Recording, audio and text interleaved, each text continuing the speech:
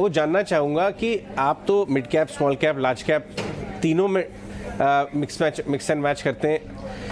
ऐसे कौन से आपने कदम उठाए, कौन सी ऐसी तरकीबें हैं आपकी स्टॉक पिकिंग की जिसकी वजह से वो आउट परफॉर्मेंस आ रही है? देखिए, अब हम लोग बहुत ही सिस्टमैटिक तरीके से निवेश करते हैं। इनफैक्ट हमारे पास portfolio management licence, PMS licence सन 2000 से था लगभग। हाँ जी। हाँ, और लेकिन हमने ये प्रोडक्ट लॉन्च किया पूरे 20 साल के बाद। आपको आश्चर्य होगा कि 20 साल हम पहला बार लाइसेंस लेने से लेके प्रोडक्ट में इतना समय क्यों लगाया? समय इसीलिए लगाया क्योंकि मुझे ये लगता था कि अगर और किसी का पैसा लेना है, अपने पैसे का आप चाहे जैसे निवेश करें, लेकिन अगर किसी और का पैसा लेना है तो आपके पास कोई सिस्टमैटिक तरीका होना चाहिए जिसमें आप कुछ बता सकें कि आगे कैसे ये सिस्टम परफॉर्म करेगा। ये नहीं कि मेरे जो मन में आया मैंने ले लिया, चाहे उसके पीछे फंडामेंटल एनालिसिस हो तब भी। तो ये मेरा सोचना था।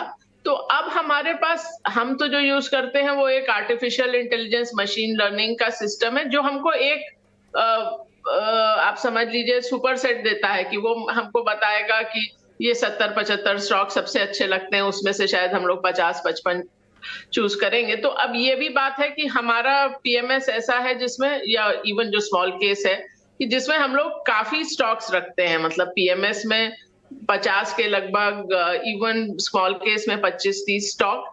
क्योंकि हमारा जो सबसे पहली चीज है जो मैं बार बार कहती हूँ कि रिटर्न से भी अधिक महत्वपूर्ण है रिस्क मैनेजमेंट।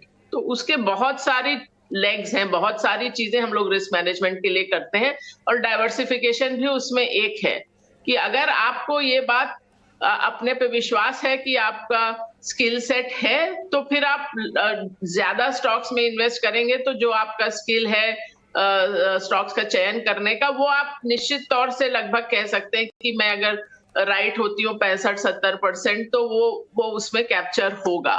क्योंकि कोई भी fund manager, stock picker, investor 80-90-100% बार सही नहीं होगा। ये बात आप गांठ बांध के रख लीजिए। जैसा आपने बोला, मार्केट में बहुत कंपटीशन है, अब बहुत सारे स्मार्ट लोग ये काम करते हैं, तो ऐसा नहीं है कि आपका हर चयन ठीक होगा। ऐसा वॉरेन बफेट तक ने कहा है कि 60 सालों में मैंने हजारों निर्णय लिए हैं, जिसमें खाली 10-12 निर्णय ऐसे हैं जिससे हमारा सारा रिटर्न आया है एक तरह से। तो ये चीज आपको समझनी पड़ेगी कि ये एक सिस्टमैटिक तरीके से और डाइवर्सिफाइड पोर्टफोलियो, ये दोनों हमारे बहुत ही इंपॉर्टेंट लेग्स हैं रिस्क मैनेजमेंट के। और भी हम लोग बहुत सारे तरीके अपनाते हैं जिससे कि वॉलेटिलिटी कम हो, रिटर्न्स तो है ही, लेकिन पहले वॉलेटिलिटी और ड्रॉडाउन्स को मैनेज करिए। जैसे कि पिछले साल की बात है, जब वो जिस दिन रशिया यूक्रेन वॉर हुई थी, उस दिन हमारा मार्केट 5% घटा था, हमारा पोर्टफोलियो